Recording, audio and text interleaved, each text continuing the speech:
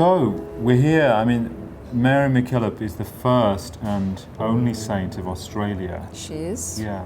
So could we have a tour of this beautiful place? Wonderful. You could talk about Mary and how she came to be the first saint and only saint of Australia. All right. Mary, why is she a saint? Yeah. She was just a very strong woman, ahead of her time in lots of ways, very determined. Her own life was difficult.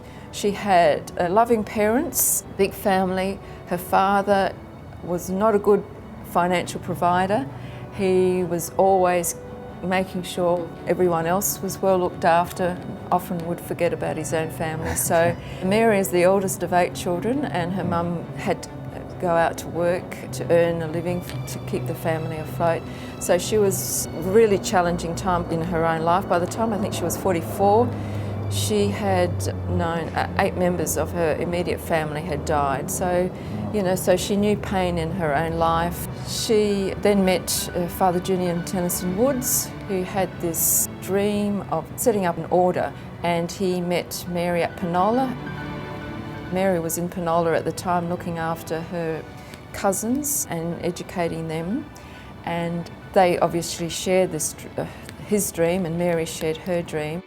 She wanted to help. She could see children in the country did not have the educational opportunities that the children in the cities had, so she said, okay, well, let's give them to them. So she and Julian set up a school in Penola in a stable, and her brother came and helped, built or made the stable livable for the school to take place, and so that's where it commenced. And then women came and were attracted to supporting her, and she went to Adelaide and arrived in Port Adelaide. The port, as any port, has interesting and colourful people.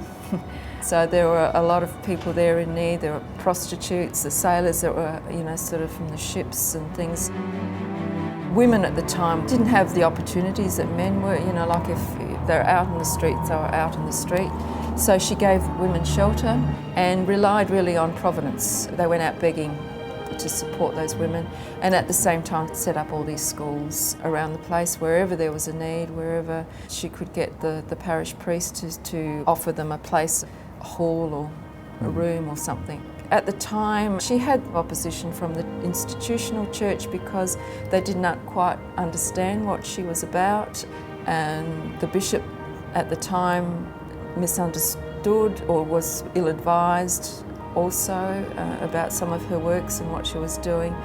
And so she was challenged by the church and excommunicated for a time, but she was quickly reinstated again to the church and kept pursuing what she was about. And she travelled miles on her own.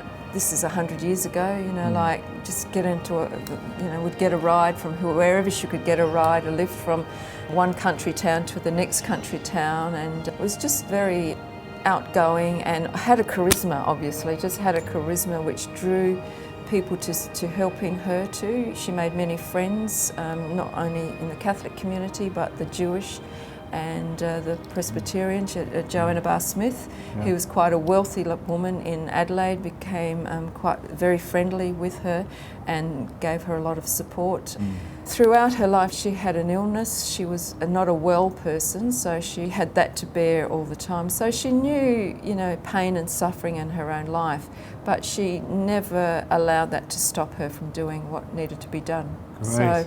So she just did ordinary things, really, in a very extraordinary way. Yeah, she sounds, she was a pioneer of her time, really, and ahead of her time. She was, yes. And could be classed as a rebel of her time. Yes, to an extent, certain she people was. in the church. She was, yes, she would have been a rebel. She was. Oh, thank goodness for the rebels. Yes. Because we wouldn't be here, would we, exactly. really, without that rebel spirit. And her legacy has continued throughout, like not only the Josephites, but there are also many lay people who continue her aspirations of helping wherever they can, and wherever there is a need, let's do something about it.